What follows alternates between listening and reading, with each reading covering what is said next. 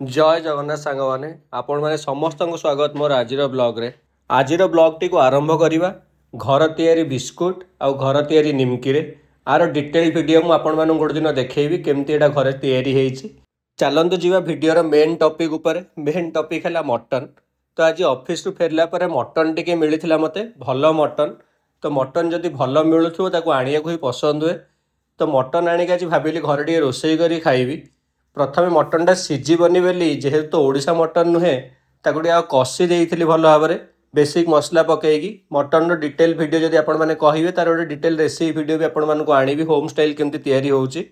तो mutton T भल भाव में कषि देला परे ताको प्रेसर कुकर रे पकईकी जहाँ आवश्यक अनुसार गरम मसला धनिया पत्र पकईकी ताको सीटी मार देइथिली। जेहेतु मटनटा भल भाव सीझीजिव आपण मैंने अभी देखिपे मटनटा बहुत भल भाव में सीझी जाइए। अभी प्रेसर कुकर मटन को काढ़ी थाली रे सर्व करदेली। तो मटन तरकारी आज मुझे खाई बहुत ही टेस्टी होता घर स्टाइल बनता। आपण मैंने निहाती भाव में मत जनइबे आपण मानक केमती लगिला रेसिपी। पुणी देखा आम नेक्स्ट ब्लॉग रे टिल देन बाय बाय।